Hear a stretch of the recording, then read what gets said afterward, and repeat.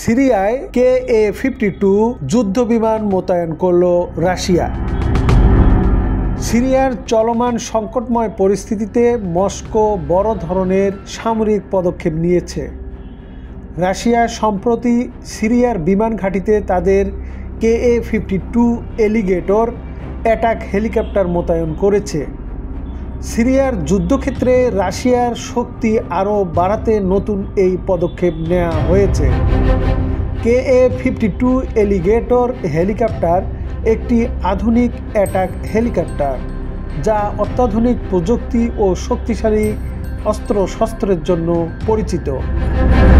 এটি দ্রুতগতিতে আকাশে অপারেশন চালানোর পাশাপাশি স্থল এবং আকাশের লক্ষ্যবস্তুতে আঘাত হানতে সক্ষম।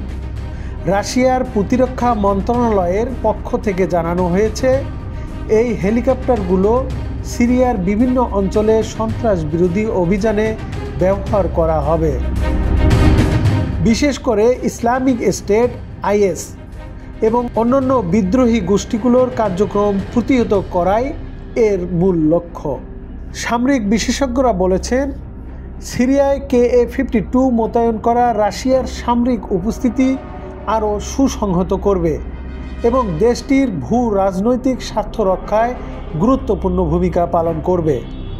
তবে পশ্চিমা দেশগুলো এই পদক্ষেপের বিরোধিতা করেছে, কারণ এটি সিরিয়ার পরিস্থিতিকে আরও জটিল করতে পারে বলে তাদের আশঙ্কা।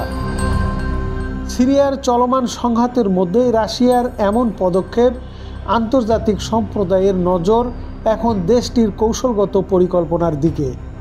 পরিস্থিতি কোন দিকে গড়ায় সেটি এখন দেখার বিষয়।